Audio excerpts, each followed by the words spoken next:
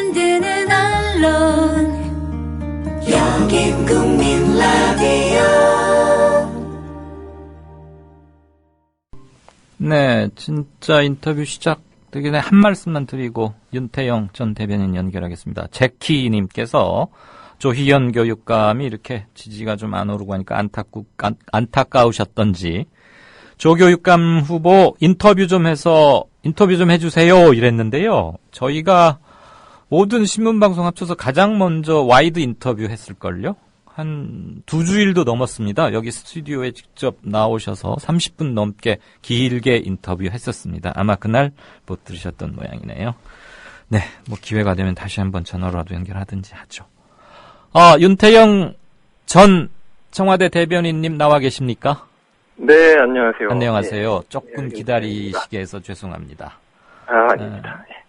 청취자 여러분, 아까 말씀드린 대로 최근 기록이라는 사관의 누군가는 그러더군요. 어느 출판 평론가는 조선시대 사관을 다시 보는 것 같다. 이렇게 기록이라는 책을 펴낸 노무현 참여정부 시절에 청와대에서 아주 두루두루 요직 굳은 일 마다하지 않고 일해오셨죠. 대변인, 부속실장 지냈던 윤태영 전 대변인과 인터뷰 시작하겠습니다. 네, 제가 호칭을 그냥 대변인님 이렇게 필요하면 부르겠습니다. 괜찮으세요? 예, 괜찮은데 잘 부르기 쉽지 않은 호칭. 네, 좀 길긴 하네요. 예. 가급적 호칭 필요 없이 해보겠습니다. 예. 이번에 내신 책 기록이 관찰자적 회고록이거나 또는 일반적 평전과는 좀 다르다고들 하던데 어떤 점이 제일 다릅니까? 예, 보통 평전이라고 그러면은 아무래도 관찰자나 저자의 느낌이나 의견이 네. 그 책 내용 속에 이렇게 분명하게 표현이 되는데 이거는 기록은 100% 대통령님의 워딩이나 언행을 위주로만 썼고 제 견해는 거의 이제 담겨 있지 않습니다. 그런 면에서는 평전하고 좀 다르고요. 네네. 회고록이라고 하면 보통은 생애나 특정 시대를 이렇게 시간대별로 서술하고 하는데 요번 기록책은 노 대통령의 생애나 정치인 이런 대통령 시절 이야기들 중에서 여러 장면들 속에서 공통되는 주제들을 탁탁 뽑아가지고 공통적인 장면들을 추려가지고 각 꼭지별로 분류하고 이렇게 서술을 한 겁니다. 네. 그러니까 엄밀하게 따지면 관찰자적 회고록에 좀 가깝다고 할 수 있는데 통상적으로 사람들이 생각하는 회고록하고는 약간 좀 다르게 느껴질 수 있을 겁니다. 네, 어쨌거나 필자 본인의 개입이나 저런 거는 최대한 배제하고 네. 거의 대통령의 발언 거의 그대로 채록하려고 했었다. 즉 문자 책으로 재생시킨 노무현 청와대 몇 년 이렇게 이해하면 되겠네요. 예, 그렇게 하고 퇴임 이후의 얘기도 같이 있습니다. 예. 그 노 전 대통령의 거의 모든 일정에 배석했다고 들었습니다. 네. 개인적으로 가장 기억에 남는 자리 그리고 그 이유는 뭘까요? 글쎄요. 그래도 아무래도 가장 기억에 남는 자리는 2009년 5월에 서거하시기 전에 마지막으로 이제 봉화 사저에서 열렸던 지필팀 회의가 있었는데 그 회의가 아무래도 기억에 많이 남을 수밖에 없습니다. 저한테는. 그날 회의에서 이제 그동안 진보의 미래에 관련한 저술 작업을 해오던 이제 팀을 해체하고 앞으로 회고록 집필은 이제 제가 맡기로 하고 진보의 미래에 관련 저술은 이제 미래발전연구원이라고 그쪽에서 맡기로 했는데 하면서 팀을 해체했는데 그런 과정들이 오히려 대통령님을 더 안 그래도 힘들어 계셨는데 더 힘들게 해드린 게 아닌지 그런 죄책감 때문에 어쨌든 가장 기억에 강렬하게 많이 남아 있습니다.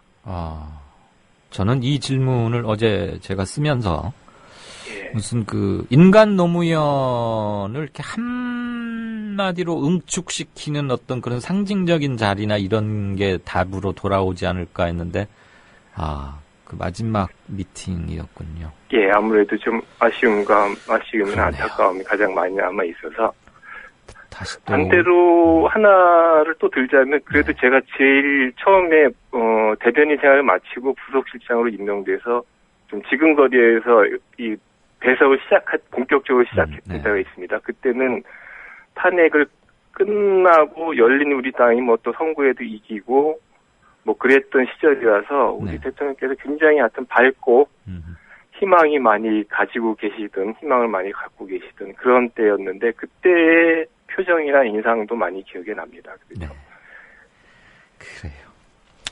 아무튼 참 울컥울컥 할 일이 참 많은 4월, 5월 특별한 봄을 지내고 있습니다. 지금 윤 대변인, 전 대변인 말씀을 들으니까 갑자기 어느 해 5월 23일 아침이 생각납니다.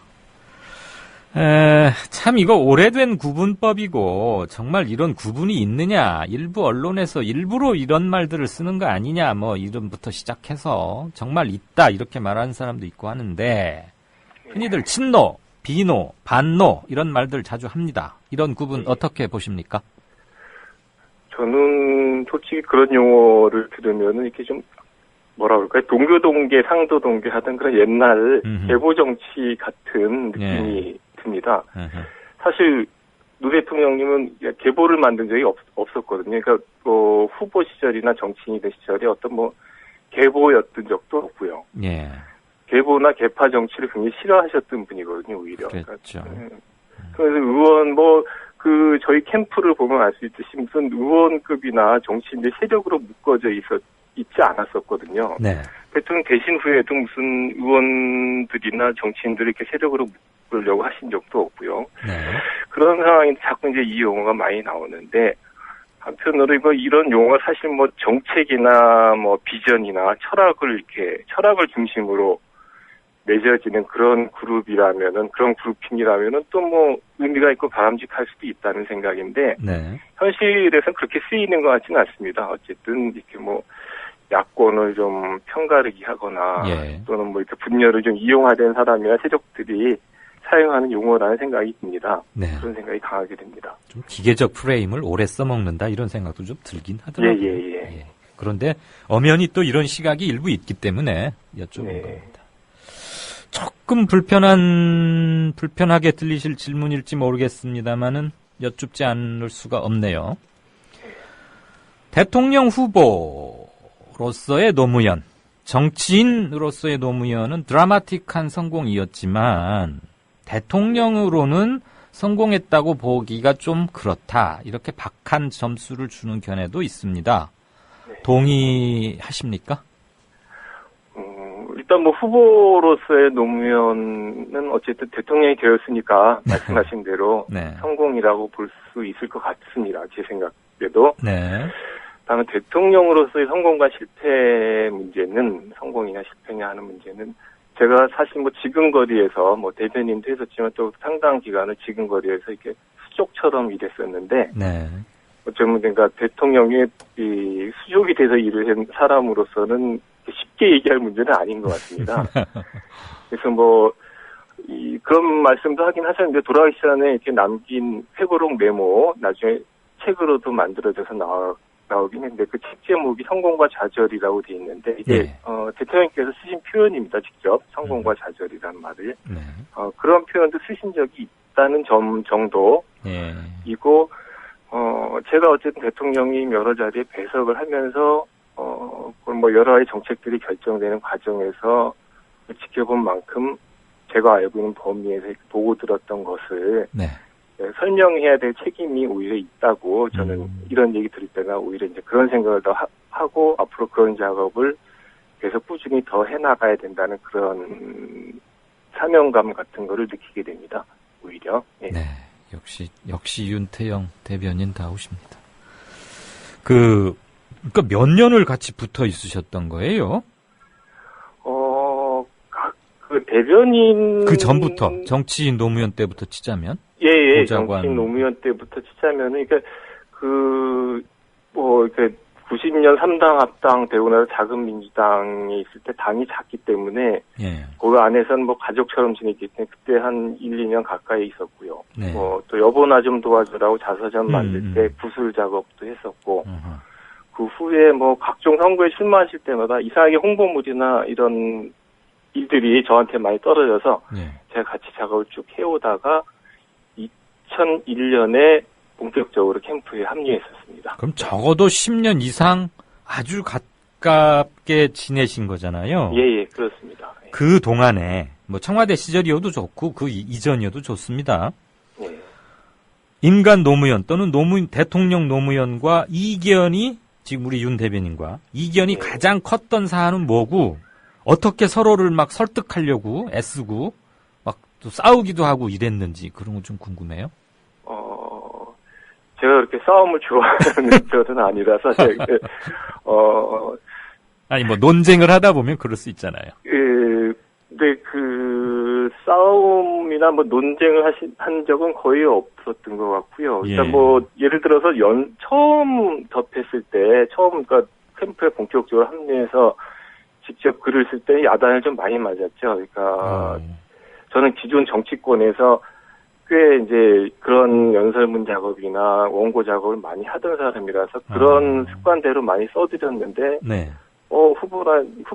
그 대통령께서는 이건 내 글이 아니야, 자네 글이지, 이런 걸 나한테 이렇게 올리면 안 돼. 내가 했던 말들 다 좀 찾아보고 거기서 좀 글을 만들어 쓰라고 그렇게 좀 야단을 좀 몇 번 많이 맞았었습니다. 그러니까 대통령께서 자기 생각과 자기 철학과 자기 언어가 있는 분이기 때문에 네. 이게 아래서 쉽게 생각해서 만들어진 원고가 잘 이렇게 받아들여지지 않더라고요. 그런 게 있었고 청와대 근무할 때는 뭐 부속실장이나 대변인이야말로 이렇게 이렇게 대통령님의 말씀을 밖에 나와서 대변하는 그렇죠. 대신 말씀드리는 자리이고 예. 부속실장은 또 수족처럼 일하는 자리이기 때문에 네. 이렇게 의견을 갖고 말씀드릴 기회는 사실상 거의 없습니다. 그러니까 제가 그나마 원고나 연설 방면에 좀 전문적으로 일을 했기 때문에 밖으로 나가는 원고에 대해서 대통령이 이런 표현은 좀 바꿔주시는 게 어떻겠습니까? 이런 말씀 올리고 그런 것들이 주된 업무였던 것 같아요. 네.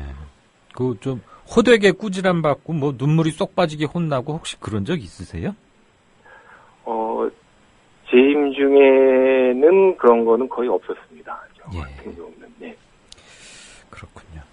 제가 인격이 천박해서 자꾸 그런 것만 여쭤봐서 죄송합니다. 아닙니다. 예. 아니 저는 이렇게 아주 10년 이상 이렇게 식구처럼 가까이 지내다 보면 물론 이제 호흡이 잘 맞을 수도 있지만 어떤 점에서는 한번 좀 수닥거리고 이럴 수도 있지 않을까 하는 생각이 들었고요. 예. 네. 책을 내시고 나서 어디에선가 이제 노무현을 서거일이 아니라 그가 태어나셨던 생신일로 이제는 그를 기억하고 싶다. 이제는 그를 좀 놓아드려야 되는 거 아니냐. 이런 취지로 글을 짧게 쓰신 걸 봤습니다. 예. 서거일보다 생일을 기억하고 싶다는 좀 보충 설명 부탁드릴까요? 아무래도 좀 돌아가시는 과정에서 이렇게 안타까움이라고 그럴까요? 그런 것도 있고, 이 비극적인 면들이 좀 있었거든요. 슬픔. 네. 그런 것들이 좀 많이 생각나는 과정이었고, 네.